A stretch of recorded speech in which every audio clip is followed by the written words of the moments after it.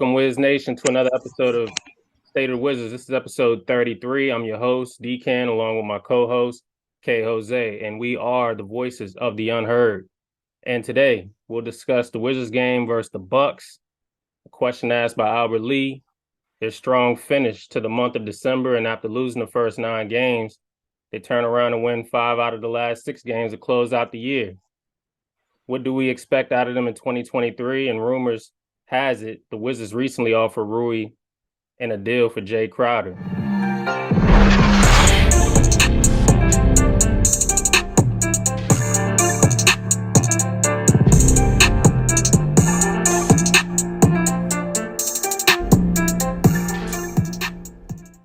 K. Jose, what's going on, my man? Nothing much. First of all, Happy New Year to you. Happy New Year, bro. 2023. How'd you So, spend it? huh? How did you spend it? In the house, actually. Yeah, we sat, the wife and I was sitting there watching a movie, and then we did manage to make it past midnight, and after a while, the movie was watching us. I'm telling you, man, it's 2022, it flew by, but Yeah, I'm kind of glad it came to an end. It was a challenging year. yeah, So absolutely. hopefully 2023 brings, much more joyous times for us, for the Wizards fan base. So before we get started, if this is your first time tuning in to the channel, thank you. Please be sure to like, share, and subscribe. Also now available to you, our brand new State of the Wizards store. Please visit our official site at stateofthewizards.myshopify.com. Shop all of your favorite items, from personalized hashtag hats, jackets, coffee mugs, and more. Shop State of the Wizards today, where your voice matters every day. Follow me at Wizards Mafia, and follow K. Jose at DC Hoopla on Twitter. And please follow us at State of the Wizards on Instagram and State of the Wizards on Twitter. All right, K. Jose, you ready to get started? Absolutely. Let's get it. All right, so K. Jose, the Wizards are playing the Bucks tonight. hmm What were some of the positives going into this game, and does West get credit for the Wizards winning 5 out of the last 6 games? Oh, absolutely. I mean, he gets credit for it. I mean, he's sticking with what's working. One of the things he did was he put Gafford and Porzingis in a lineup, and so far he hasn't pulled those two guys out. He's riding that wave until the wheels fall off. Another thing too, the team is playing as a unit. Of course, we would have to acknowledge that the fact that the Wizards are healthy, despite that bankroll is not playing, but they're still healthy and they're playing more like a team without bankroll, by the way. Yeah. So also, we're playing the Bucks. We're leading 68-50. I gotta point it out there. There is no Giannis, there is no Chris Middleton, and there is no Drew Holiday. So it is good to see them play good basketball for a change. They're playing smarter basketball, by the way. You know, they're not playing stupid.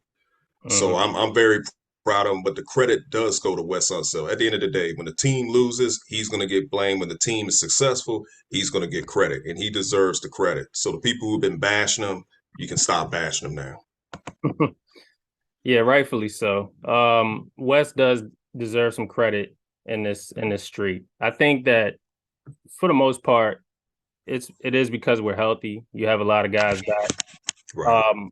But West absolutely deserves credit. And I'm looking at this KP Gafford lineup. Right. I see here we have like a very, very twin tower dynamic that's going on. These guys are playing well on the defensive end, and they're playing well on the offensive end. Mm-hmm. I'm looking at Porzingis numbers. He's playing. He's putting up all-star caliber numbers. Right. What He you think? definitely is. Yeah, he's putting up all-star numbers. I mean, he's averaging, what is he averaging around? A little bit over 20 and 10, and with about 2 blocks a game during this win streak.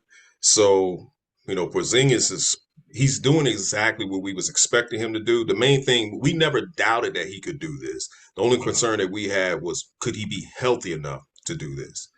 Right. So far during the regular season, with you having it up there, Gafford is playing much better with Porzingis. Remember, just a month ago, or I should say back in November, going into December, people were concerned about Gafford and why he wasn't playing so well. Some people was even saying, "Hey, maybe we should trade him." I don't know how the way they're feeling about him right now, but if you look at it, so far, when these guys play together, Gafford is shooting 75% from the field. I mean, that's crazy. 75% from the field, like that. I mean, of course, we know those are paint points, but still, Doesn't matter. 75%, 75% from the field is ridiculous. That's hot shooting right there. So I'm actually, again, credit goes to Wes Unseld for recognizing what needs to making this adjustment. That was one of the concerns that we had about him, that a lot of people had, was can he make the proper adjustments? And the answer is yes. Well, how At about this how point, about they got to go for broke. yeah, how about Denny off the bench? What you think about that move by West? I think that's a pretty good move. I mean, Denny is playing with the second unit. Here's what I'm going to say, man. Denny is one of the better defenders on his team. He's probably one of the better defenders in the league. Yes, his offense is not where it needs to be, but at the end of the day, when it's time for Denny to strap somebody up, he does that. When we beat the 76ers, he made a key defensive play by stripping who? Joel Embiid. So I know he catches a lot of heat for his offense, but the kid, when it's time for him to defend, he goes out there and do what he's supposed to do. Hmm. So yes, his offense needs to improve, and I think that's going to come in due time. I mean, come on, the dude is about to be 22 years old, and we're acting like he's a finished product. He's still a work in progress. Absolutely. Denny Avdia, what, the last 5, 6 games? I'm gonna do five. Let's do 6 games. Let's see what his numbers are. All right, he's 10, 6, and 3 in the last 6 games. But when you look at these numbers, if you look at that stretch, the last 3 days or the last 3 games of December, look at what he was shooting from the field. Mm-hmm. 60%, 62%. All right, he's not taking a higher percent. Well, he's not taking high volume of shots, but he's being more Right. efficient from the field.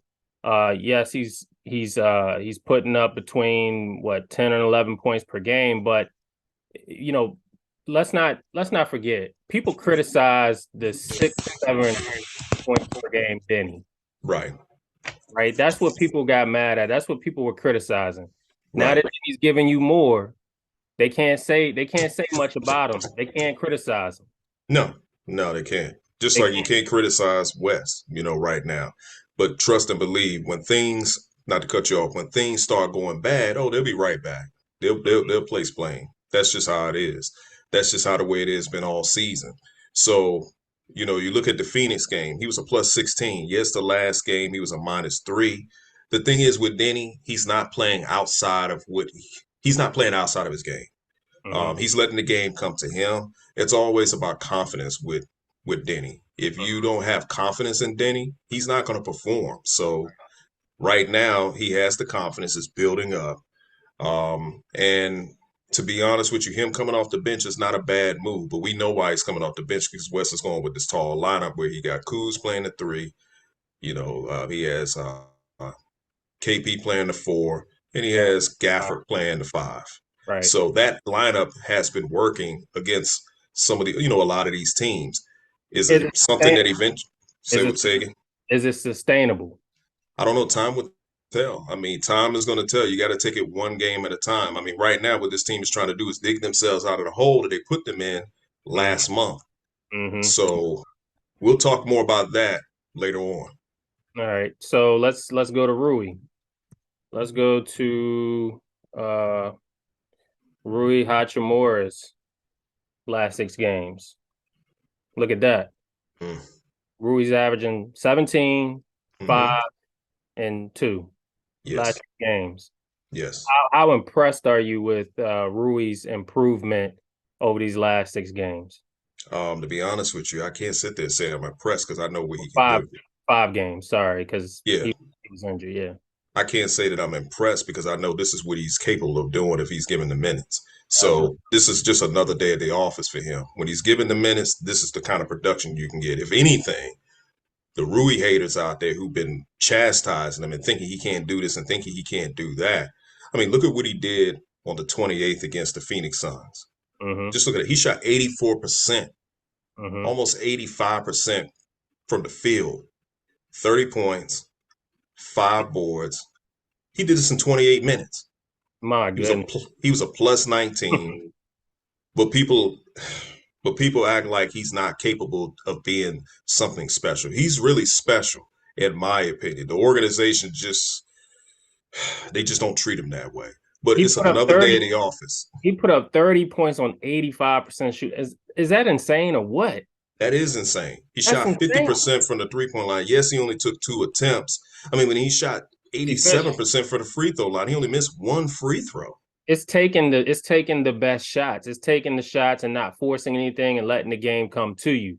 This is what efficient basketball, and this is what improvement looks like. This is what, to your point, this is what we've been saying about Rui all along. And how ironic he does it against a team that's been deemed a destination for him to go to. Right. Which we're going to segue into next. Right. So, okay, Jose, you already know. The Wizards discussed trading Rui to the Suns for Jay Crowder. Mm-hmm. What's your take on that? I'm gonna say this, man. It was ultimate disrespectful by the Wizards organization to do something like that. Agreed. To see what you can get for Rui Hachimura. Do we want Jay Crowder that bad that we was willing to just give up Rui for a ham sandwich? I'm gonna call it what it is. And then Phoenix said no, and they asked for Denny Avdia instead. That's report. Well, that's what was reported. Yeah. That's what they asked for. Here's what I'm gonna say, man. The Wizards put themselves in a real bad situation because now you already have a situation where it comes down to Kuz, where there's reports coming out that he doesn't want to stay and he wants out. You didn't sign Rui during the offseason, so he's a restricted free agent, meaning that if an offer sheet is provided to him, you have 7 days to match it. It's a possibility you can end up losing both players this upcoming offseason, and you didn't have to put yourself in that type of situation had you done right. But I'm gonna say this: just the fact that you offered Rui Hachimura for a player who hasn't played not one game this season for a team like Phoenix, it's just disrespectful. And what's even more funny, and I'll let you get to let you make your point, is that the people who are advocating for this move are the same ones who said that Ben Simmons was a quitter last season. How ironic is that? You call Ben Simmons a quitter, and this fool quit on his team. He ain't even playing right now. Right. So we didn't want to acquire a quote unquote quitter last season, but we want to acquire a quitter this season for Rui services. Exactly. Great point, K. Jose. Look, this is simple. I pulled this up for a reason because last season, it wasn't like he was doing remarkable things. Look at what he was shooting from the field, 39%. I mean, the 3-point shot wasn't that great. He only played 28 minutes, and he only averaged 9 points, 5 rebounds, and 2 assists in 67 games. That's piss poor. That's not even worth trading for. Nope. And people complain about Rui, durability. This dude only played 67 games last season. We acting like he's durable. I think the funniest thing about some of the folks that I see on Wizards Twitter is they come up with all of these different mock trades, but they don't ever count in what the player is either currently doing or has done. They always say, well, these are the projections. This is what this player can give us now. This is what this player can do here right now with this lineup, yada, yada, yada, yada. That's their only thing. But when you actually look at the numbers, when you actually go back and just look at what they've done and why they are available, I'm almost certain that the Suns probably would shop Jay Crowder anyway this season without Jay Crowder even taking this stance with them. They were Right. already looking to move him. And there's a reason why he's made available. And because of these numbers, no one's going to be standing in line for Jay Crowder. And he's in a what is he, in a contract year? Yeah, he is. So who's going to be breaking the bank for 9 points, 5 rebounds a game? Not too many teams, man. And the teams that do, that will inquire about him, you can pretty much get him for a little bit of nothing. You know what I mean? So since you got him up there, put up what he's been averaging since he's been in the league. Let's look at his career numbers.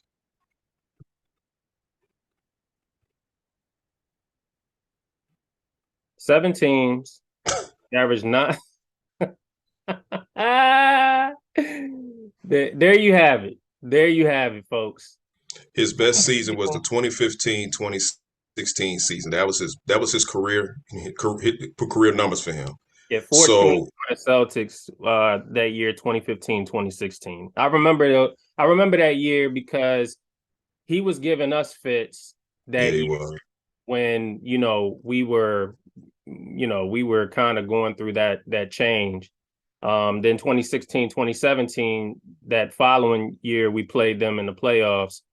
John Wall had his best season. So that's the Jay Crowder I remember, and that's the only Jay Crowder that anybody ever valued, really. Now I see why, a lot of folks are advocating for him on which is Twitter. He's a mediocre player at best. So why not just add another mediocre player to a mediocre team? And this has keep the tradition going. And this has been the argument. This is why we argue and we can't ever come to an agreement, because every time they throw these players' names out there in the trade machine or what may have you, it's always guys who just stay the course. Just keep us in mediocre. Just keep us in the land of mid, right? Yeah. This is exactly why we can't ever agree on it, because the players that they're talking about, they're not going to bring us anything substantial to the team. Now, do you think what Rui gave us, 30 points, 85% shooting from the field, was Jay Crowder ever going to give us that in a Wizards uniform, my dude? Hell no. Exactly. Only way he'd be able to give us something like that is if we're playing against a team like the Houston Rockets, and they probably don't have some of their better players on the team, and he got the green light. But even if he got the green light, there's no guarantee that he's going to put up those type of numbers. I mean, when you look at these numbers and the fact that we offer Rui for this guy, it's pure disrespectful. Pure disrespectful. All the way around disrespectful. I mean, he's literally a ham sandwich. We literally wanted to give up Rui Hachimura for a ham sandwich. I can go into so many theories of mine for why I think that Rui is balling right now, but I'll spare Wizards Nation. What I will say is this. I personally believe that Rui took that personal. I think he's in his MJ mindset right now. Oh yeah.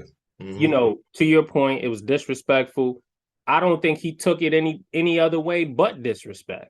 And so he said, okay, that's how you guys feel about me. Let me go out here and ball out. You guys think I'm on at best 4 rebounds in my career overall. If y'all think that's who I am, all right, let me go out here and show you guys I can put up 30 on 85% shooting if I want to. Yeah. I mean, it's just absolutely nuts to me, man. It's just absolutely nuts. So pure disrespect. That's all I can say, man. It is. And let's go. Let's move on. I wanted to ask you about there was a question posed by Albert Lee.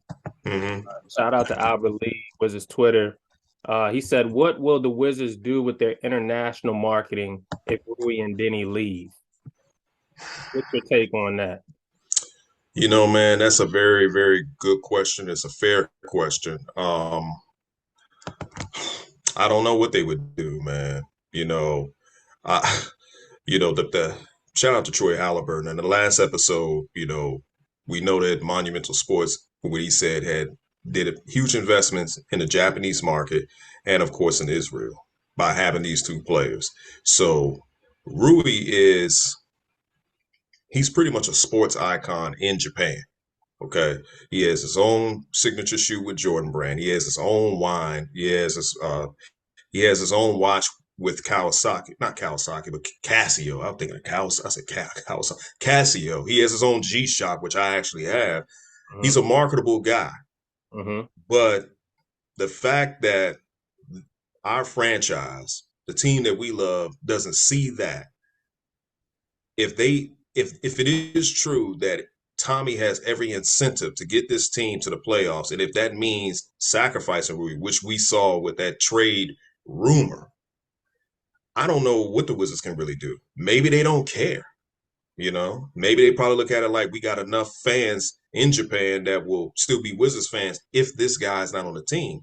But let's say he goes to said team, let's say San Antonio, and he goes there and beats a player that we felt that he could be here. Those fans will automatically leave and go over there. I don't Mm-hmm. know how many Japanese fans that this organization has since Rui's been on the team, but you can lose a good amount of those fans if he leaves. So, you know, you're right. I mean, and that's absolutely true. If he leaves, I see Rui doesn't lose here. And I No. think you and I have talked about this, and I've told you, I believe that Rui's team knows his value. They know his market. They know he's valuable. He's probably more valuable, to them than the actual Wizards. Like Rui's team, Rui's agents, Mm-hmm. they value Rui more than they value the Wizards. Let's just put it. I'm just gonna keep it a buck. They look Of at it course. like if this man leaves the Wizards, that might be better for them. You know what I'm saying? They're looking at it like, you're gonna be a star no matter where you go. So, Yeah. the Wizards, they're not gonna do anything about the international markets because, they tried so hard to, fill this issue of being able to, you know, um, promote to the international markets. They failed in the past. Yeah. People forget Jan Vesely was supposed to be Porzingis, Yeah. to us. That's why we treat Porzingis so valuable because he's kind of like, he's in so many words the guy that we wished we always had. Porzingis is just filling those needs, those wants as an organization. So we definitely value Porzingis at that level. I think we value Denny at that level, and we do value Rui at that level. But here's the problem: now you have too many of those guys who you can value all at the same level. I think they would have to just pick and choose which one they want to entertain more, and that's what they're doing. Um, Porzingis is probably head of the class when we're talking about international markets. Mm-hmm. Then it's Denny, and then it's Rui. I think that's I think that could be where they are. Well, let me ask you this question. Hold it. Let me ask you this. Out of those three players, who do you think, internationally wise, is more marketable out of those three? Rui, the Japan market, because There you go. the Japan market is a basketball market. It is. So if you look at it, Denny and KP, even as talented as KP is, KP just doesn't have that global marketing the way Rui does. It's the appeal, KP was not the first player from his country to be drafted in the NBA in the first round. right? You've had plenty of players that came in the league from the same country. Davis Bertans. I don't think Davis Bertans was drafted before KP, but you've had quite a few that's come from that country. Rui was big news. It's kind of similar to when Yao Ming came in the league. He's the first Chinese NBA player to be drafted number one, Mm-hmm. and Houston took advantage of that, and Yeah, he turned out to be a great player. So for the Wizards to get Rui, here's the crazy part about it: the GM was scouting this guy for 3 years. You mean to tell me you scouted him for 3 years only to try to offer him for damn Jay Crowder? right. Like, what exactly. does that say about you scouting him for all these years? That's Yeah. how you look at him? Well, it goes back to, that theory that, well, he's just scouting these guys for the international appeal, and they Yeah. used him just for that purpose. And now that they feel like they've gotten what they can out of him, they're ready to, get rid of him at this point. Okay. So we got about 3.5 minutes left. I'm gonna make this point, and I'm gonna make it quick. Victor Wembanyama, we know Hmm. he's a phenom.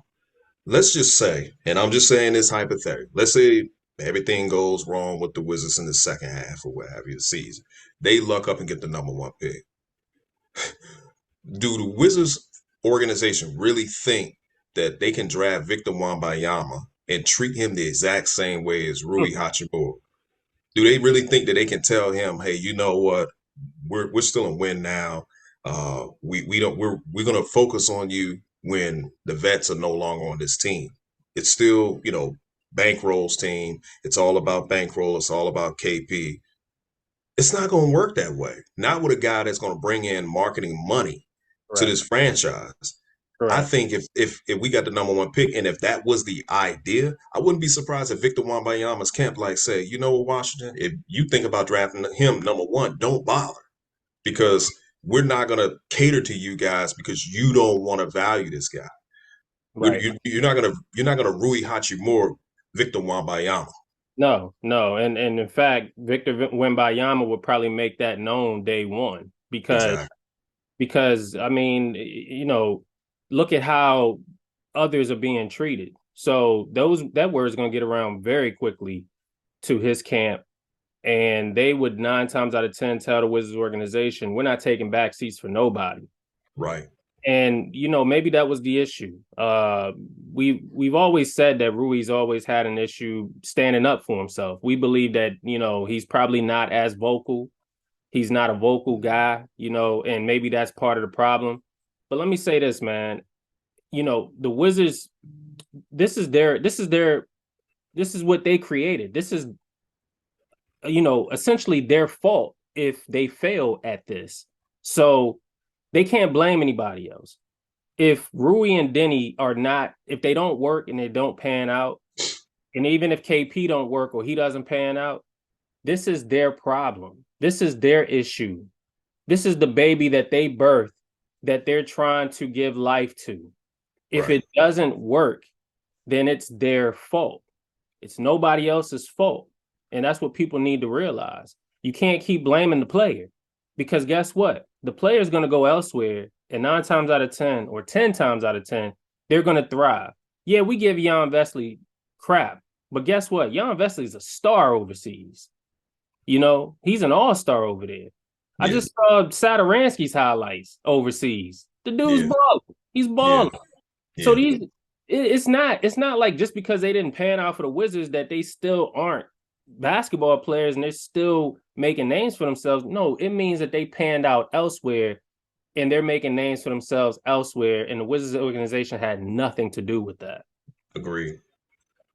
All right, K Jose, man, that wraps up the first part of State of the Wizards. Be sure to stay tuned for second part. And once again, please be sure to like, share, and subscribe. Stay tuned. Don't go nowhere. We'll be right back.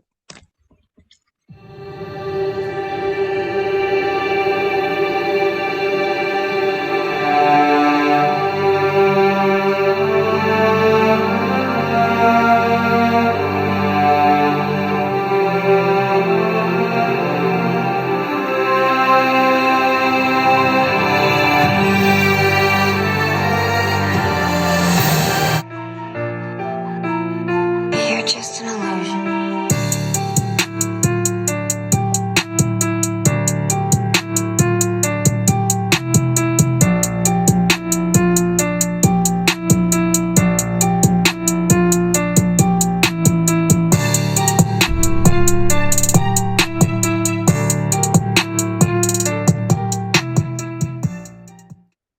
Welcome back to part two of State of the Wizards. I'm your host, K Jose, along with my co-host, D Can, and we're going to continue discussing more Wizards basketball.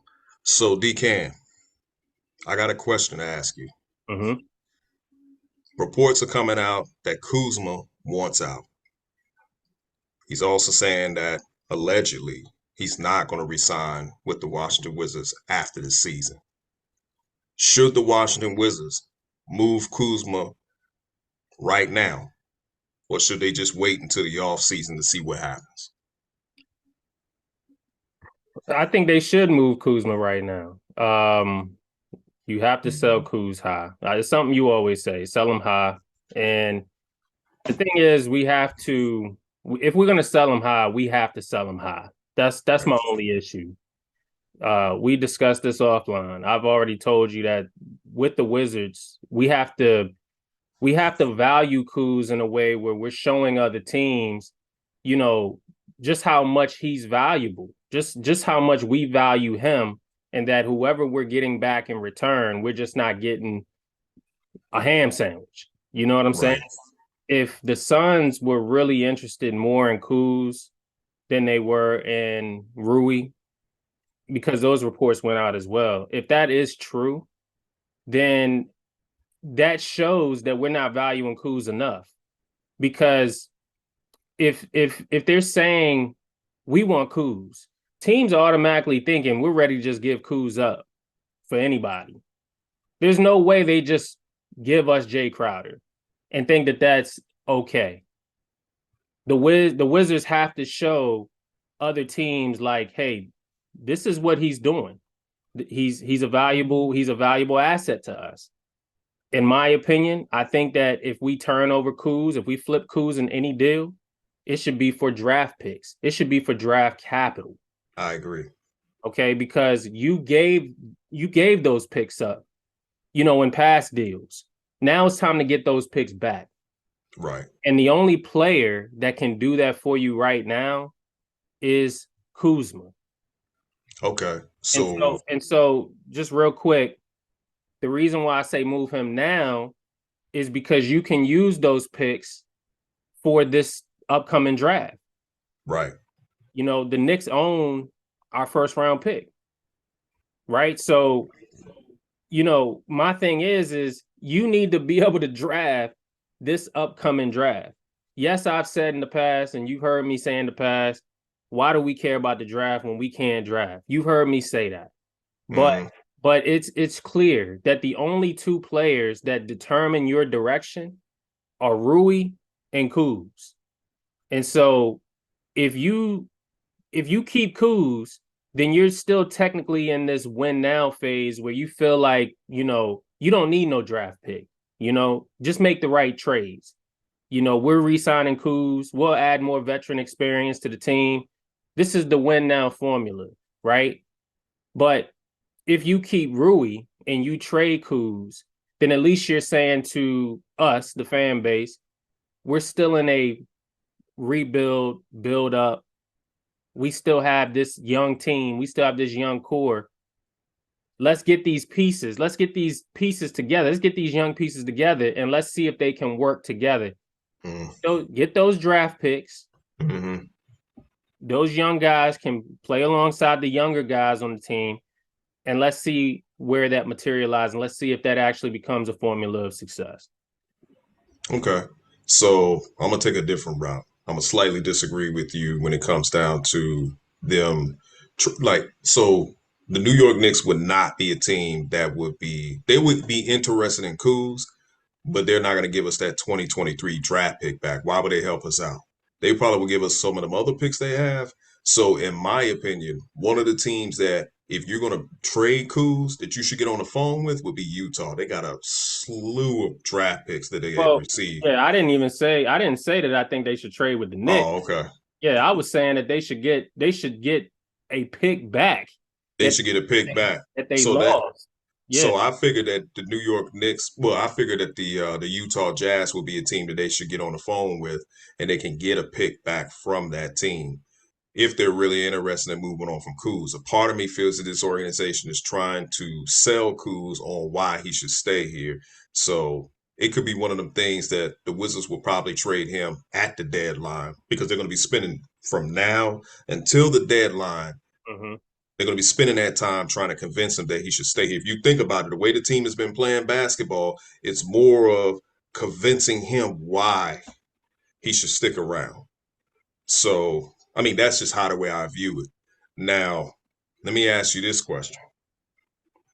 What does the win now really mean in the Washington Wizards world? What does that really mean? Or what does it look like? Another great question. In my opinion, the win now is it's a fantasy, because a win, we've never had a win now. There's never been a win now in Bullets Wizards history. Right.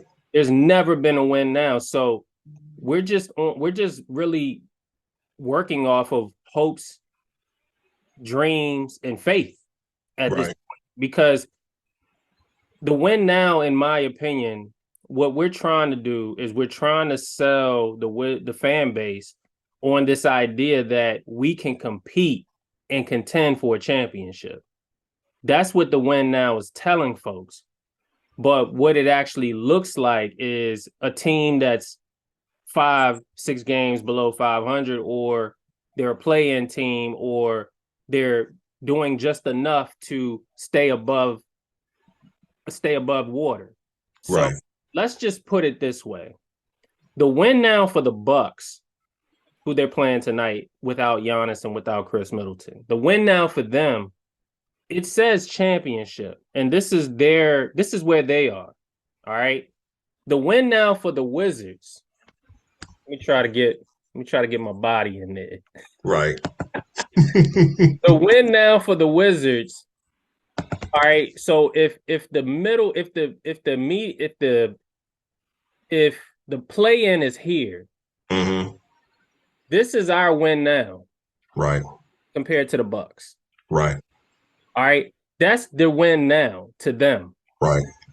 So if we do anything outside of what they see as detriment to that mid-level, then they feel like we're going to do this. And we're in a tank situation. So that's the problem. Wizards fans don't see it that way. Because the Wizards organization is saying win now, they think we're up here with the Bucks. Right. And that's not the case. The win now is just making the playoffs, folks. That's what Ted is telling Tommy. That's the only thing that is suffice for him right now, is just to get the team here. Because over the last several years under the build around Bill experiment, the Wizards have fell very, very short of meeting the prior expectations, which was that of Ernie Grunfeld in the John Wall era. So they fell extremely short of that over the last 4 years. And look, we've already said it. That's because the team is building around a guy who is not capable of taking this team past the second round of the playoffs. So as long as you're continuing to move the chairs and switch the chairs out because of that table, the problem is the table. The problem is not the chairs. The problem is the table. All right. It's outdated. There's some legs on it that's starting to get squeaky. It's starting to break down. Yeah. We're tired of looking at it. We're trying to renovate the rest of the house. And somehow, every time we come into a renovated house, we got to look at this old table that's been here, and it's overpriced, and it's costing us a fortune to keep this table in the house. Right. In my opinion, you got to get rid of the table. And we'll never, ever get past the previous second round, bar that we set for ourselves with the table still in this house, man. I agree. So let me ask you this. Do you think, and shout out to Martin Gortha for this, because he said this in a tweet. He said, and I'm paraphrasing it, that the play-in just allows teams to just be mediocre to make the playoffs. Do you think if the play-in format never existed, that maybe Ted would have been a little bit open to a rebuild? Oh, 100%. I mean, if would Ted have been open to a rebuild if they didn't have that? If they didn't have the playing format. I don't know. I don't know. I Uh, mean, look because at it for what it is, man. I mean, if you think about it, I got to look at the standings. I think we might have jumped up to the 11. All you need to be is either ninth or 10th. That's all you got to do to finish the season. You finish the season ninth or 10th, you can participate in the play-in tournament. right, And you have an opportunity. right. So Well, I believe that, and I'll let you answer that question. I believe that the play-in tournament was created for parity, of course, but it was for teams, let's say like the Orlando Magic or the Houston Rockets that's going through a rebuild, that have young players that maybe they may have a competitive season and they have an opportunity yeah, to make the playoffs, but not a team that has a guy that's making $250 million, another guy who's expecting to make possibly between 35 to 40 million, and another guy who's expecting to make 25 to 30 million. Not a team where you're possibly paying three guys combined $120 million a season. mm-hmm, The playing format wasn't meant for that. mm-hmm, mm-hmm. But the Wizards organization is looking at it like, hey, as long as we can be competitive, as long as we can get somewhere within that 7th to 10th seed, we're good. Anything else we get after that is gravy. Yeah, well, that's why they did it, because they wanted to create additional incentives for those teams that were sitting in the middle and below, instead of those teams who were sitting in the middle and above. And again, Right. the first part of your question, I 110% agree with, because before Martin Gortat said it, I had tweeted it this time last year when it was announced that they was going to do this. I said that the Wizards were going to be one of the first teams in line to say okay to this, because this puts them right in justification for mediocrity. Yeah. So this justifies the mediocrity that they're in every single year. Absolutely. But when you said the second part of your question, when you asked, would this mean that Ted, if they didn't do it, would it mean that Ted would be open to a rebuild? I don't know if that's the case, because Ted has already pretty much put it out there that we will not tank. We will not ever tank. So, him being open to a rebuild almost seems like there's nothing that you could do that's going to change that man's mind and his mindset and how he goes about running this organization. Well, He really thinks that he can control this organization the same way he controls his businesses and the Capitals organization. And he's not looking at it from an NBA landscape perspective. I just don't think that he really understands the business of basketball. You cannot be loyal in this game. It's I different agree. from the NHL, man. Like, you can give Kuzi, you can give Ovechkin these large deals, and they can be loyal to the Capitals, but they can justify it easier to me. I'm not no hockey enthusiast, right? Right. But I Right. feel like you can literally justify it in any other sport but basketball. Because basketball now it's a player's it's player control. I agree. The players control everything, not the That's owner, true. not the owners. So, what was always in it for bankroll? The The money. money. It was the money. What was So always in it for them? so let me say this too. Hold And on, hold on, hold on. I go ahead. got hold on. Hold that thought. Hold that thought. I got one more point. I Go saw ahead. something the other day, and I Uh-huh. couldn't disagree with it, because I was like, "Damn, that is the honest to God truth."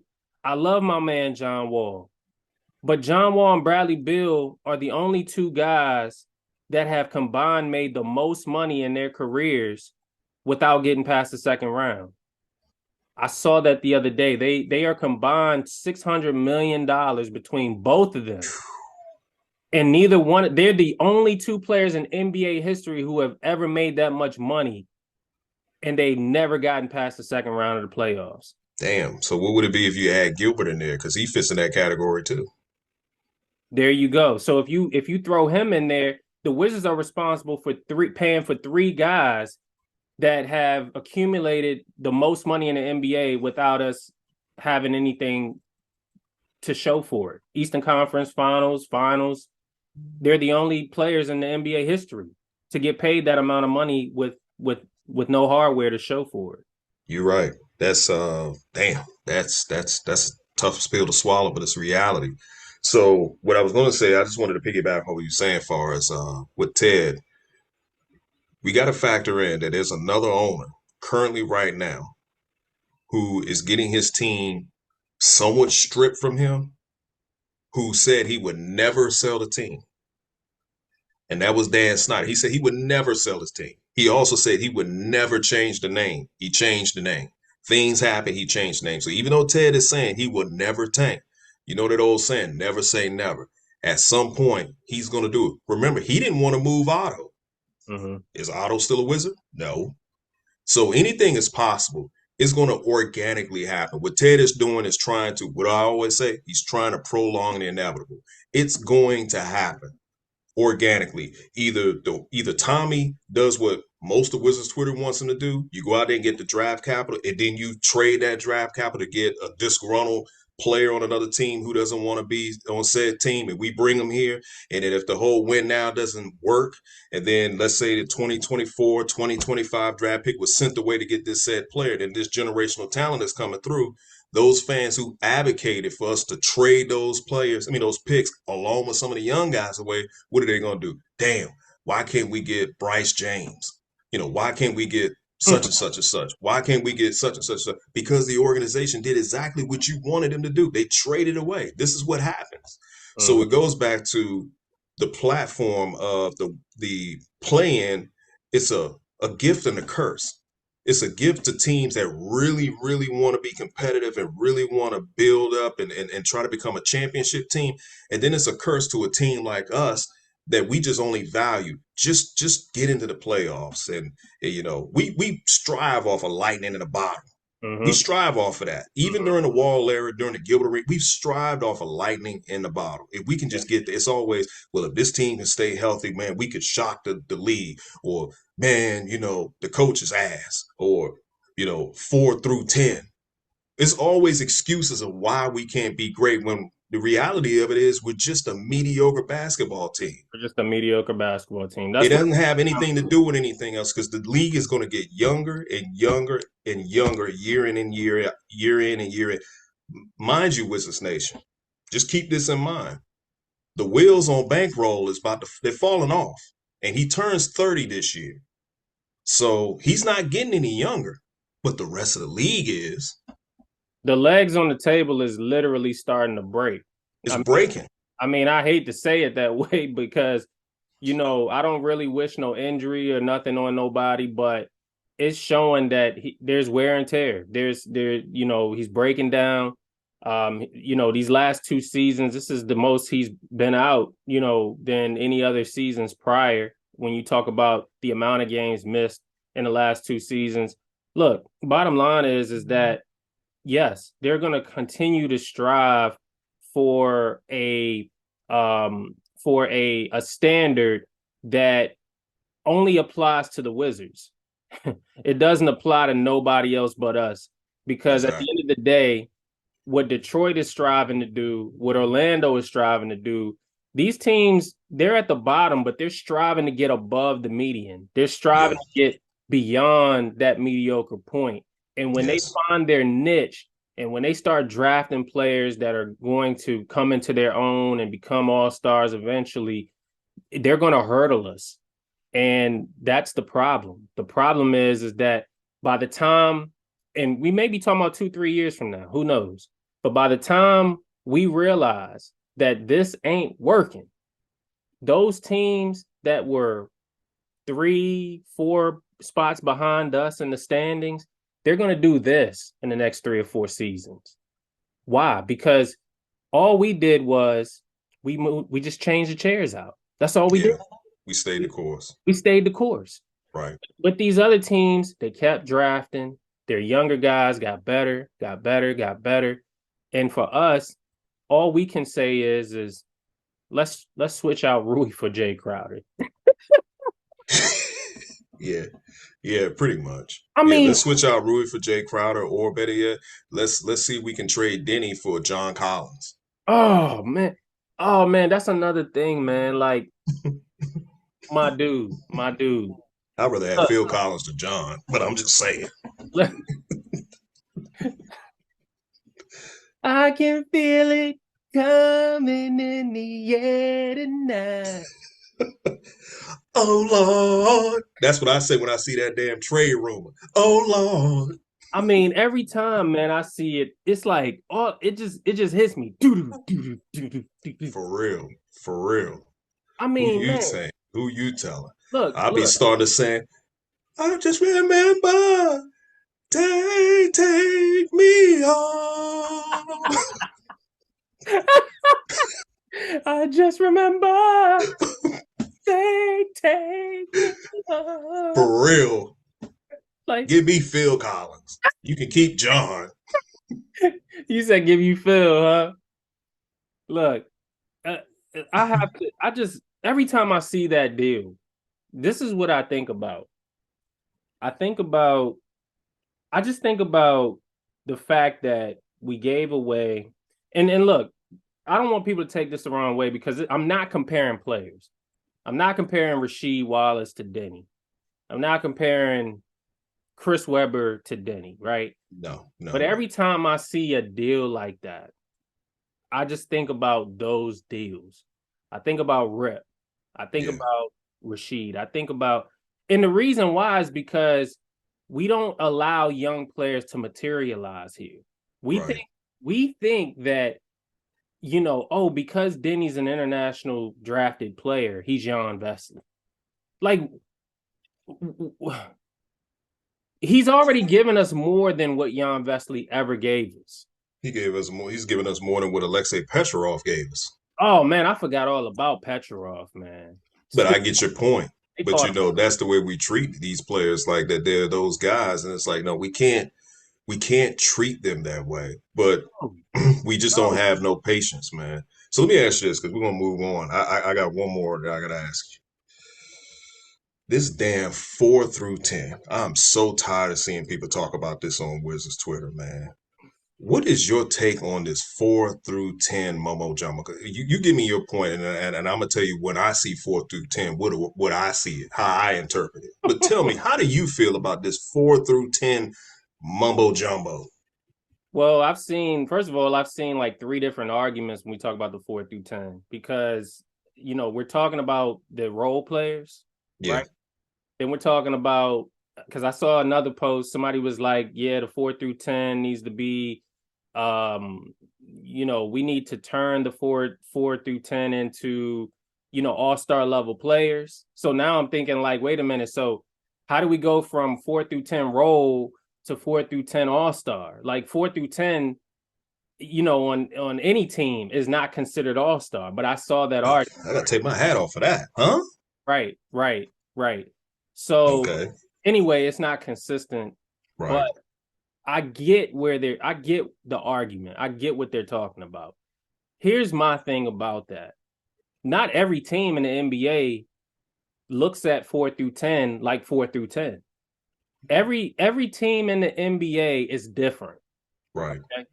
You don't have every team in the NBA doesn't have a three all-star panel either. You got two all-stars and you got 3 through 10 or 3 Right. through 11.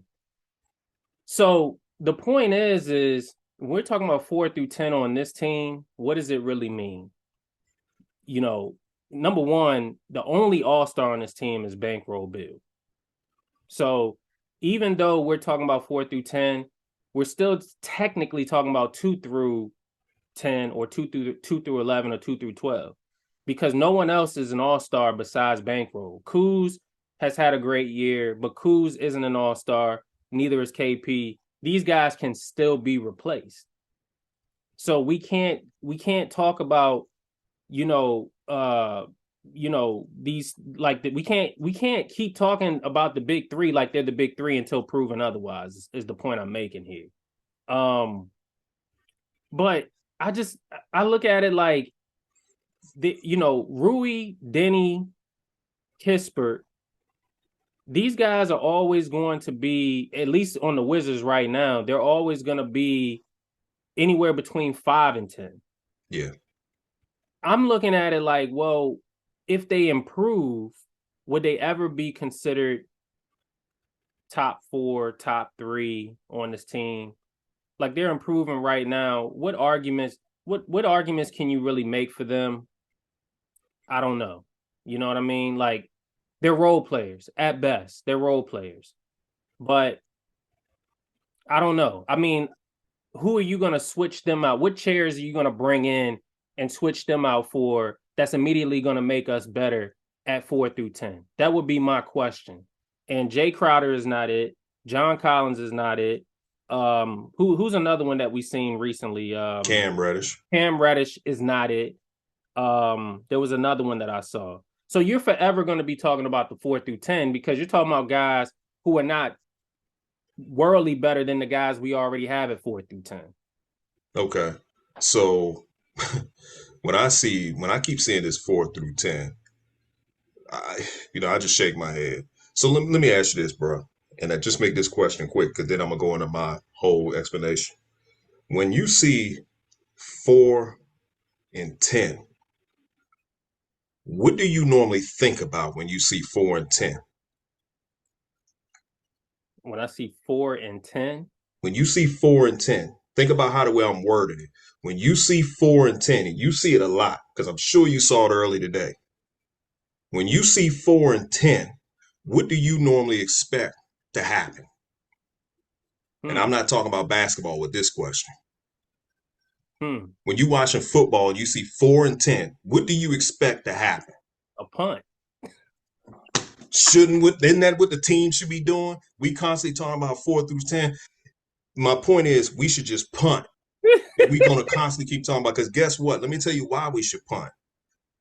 Because if you already paid Bankroll his money. If you pay KP, let's say 3 years, $160 million. You pay Kuz, let's say 4 years, $120 million.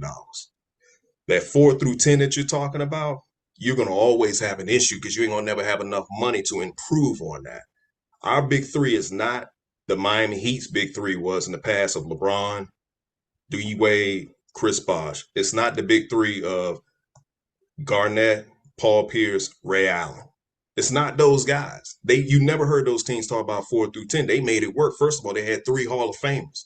We don't have that. It goes back to when I see 4 and 10, when I see 4 through 10, I just look at it as 4 and 10. Punt. That's what I see. Because we're going to keep talking about this when those guys are signed to long-term deals. 4 through 10, 4 through 10. Punt. That's why I said to you, even if they improve, like even if the 4 and 10 improves, we're never going to put them in the 1 through 3 category, right? Even if they improve, because all you're going to do is you're just going to switch out 4 through 10. And then the next 4 through 10, you're going to complain about. And then you switch that 4 through 10 out. And then the next 4 through 10 comes in. That's all you're going to be doing is complain about the 4 through 10. So let's stick with football real quick. Hold that thought. Let's stick with football. How do you even get the 4 and 10? Because the first and 10 didn't work. Second and 10 didn't work. Third and 10 didn't work. So that's your 1, 2, 3. Don't we have a problem with that right now? Damn. So we're going to look at it from football terminology. Damn. That means you just bottomed out, did you not? Damn. Bro. You just. I'm just saying, I'm not making it up. I'm just keeping it a buck, man. I'm just being honest. You're right. First and 10 didn't work. That means Bankroll is not working. Second and 10 didn't work. That means KP's not working. Third and 10 didn't work. That means Kuz not working. Fourth and 10 didn't work. And who are you putting at the 4? 5 and 10 ain't working. Who are you putting at the 5? 6 and 10 ain't working. We know that's Rui. I guess my thing is there is no reason why we should be labeling anyone on this team for that matter, because everyone has something to prove. Right. Everyone, including one. Like, we need to stop acting like we're better than everybody else, because we're not. Like, it's just that simple. Like, it kills me even to hear Wes talk about, everyone's competing for a role. Why? What are they competing for? You know, Right. the starting five hasn't proved anything. You know, Kuzma's just having a great year. But there was Hmm. a point where Kuzma had a great year before, and Kuzma got replaced in the starting lineup. Now, of course, people are like, yo, yeah, well, that's because of LeBron James.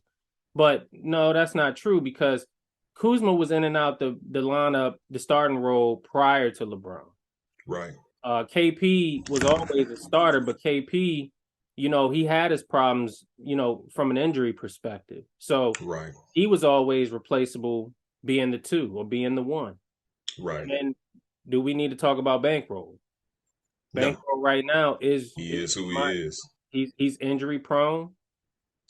He's that guy that you can't be sold on. So, Wow. Rui had 26 and 4.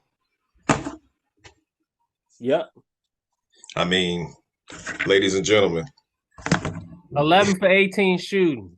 ladies and gentlemen, be glad that Phoenix said no, because if they did, all you Tommy supporters can't sit there and talk about he don't get fleeced because he damn sure was about to get. And to be honest with you, that's another question because we got 5 minutes left. Does Tommy Shepard care about getting fleeced? Do you think he cares about that now? Being so he has every incentive to get this team to the playoffs. Do you think he cares about getting fleeced from any team? No, Why do you think that?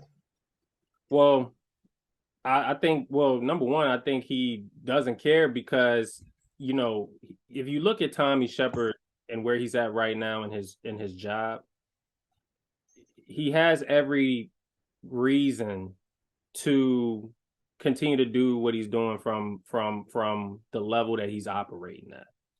If this is a mediocre level and it's sustainable for the owner, that's the level he's operating at. So if he gets fleeced in a deal and that move makes us worse, the owner is not going to hold him accountable until proven otherwise. Agreed. So to answer your question, no, I don't think he cares that he gets fleeced because the owner's not going to hold him accountable for it. Exactly. Just like it doesn't make a difference whether Wes Unseld Jr. makes good adjustments or bad adjustments. At the end of the day, I feel he's going to fulfill his contract just as much as Tommy Shepard. We have to keep in mind Tommy Shepard has been with this organization since 2003, and he got promoted to be the general manager. So I don't see him being in anybody's hot seat just as much as Wes. Wes can go out there. We can probably go 0-82. And I seriously doubt Ted is going to eat that contract. I mean, we're giving Ted every incentive to believe, I know I am, to believe that, hey, he's not doing what he's supposed to do. What are you going to do about it? We're giving him every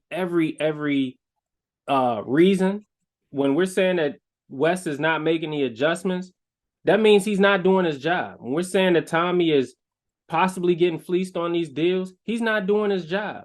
But is Wes paying is Ted paying attention to that? Probably not. So the only real reason why what you're saying is 100% accurate is because it's not applying to Ted. It just is not applying. He's not in the know of what the hell is going on with the basketball team. You can't possibly be.